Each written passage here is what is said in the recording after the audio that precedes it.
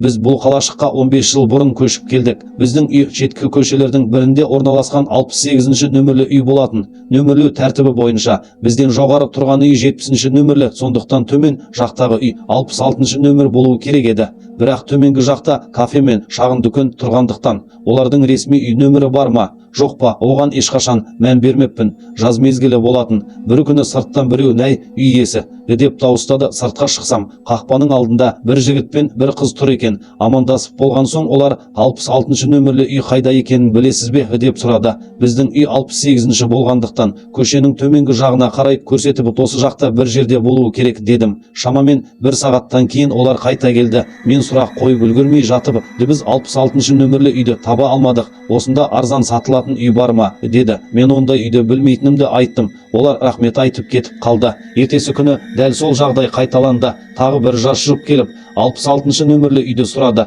Кейін қайта келіп таба алмағанын айтып, тағы да арзан үй бар жоғын сұрады. Мен сол жауапты айттым. Үшінші күні тағы бір жұп келді.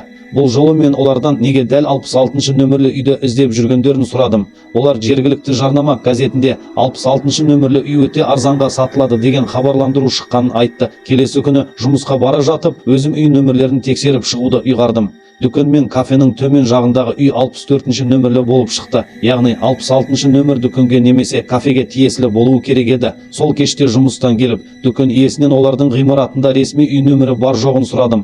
Ол бұл ғимаратта ресми нөмір жоқ екенін айтты, бірақ ол бұрын 66-ші нөмірлі үй тұрған жерге салынғанын айтты. Демек бұл кафе мен дүкен біз көшіп келгенге дейін ақ тұрған болды ғой деп сұрадым мен. Иә деді ол.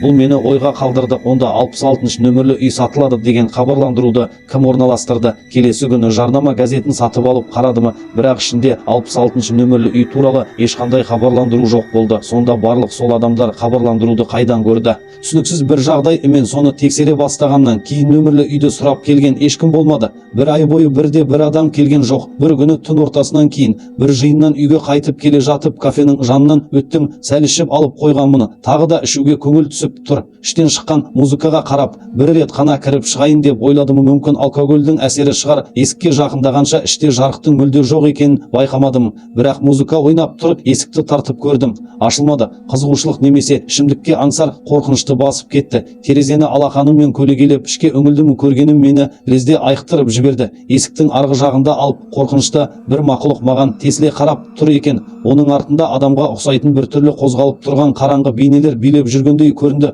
Қалай үйге жеткенімді білмеймін. Сірә безіп қашқан болуым керек. Үйге кіргенімде әйелім жүгіріп келіп, не болды саған деп сұрады. Алғашында ештеңе айта алмадым. Демім жетпей тұр. Біраз уақыттан соң бәрін айтып бердім.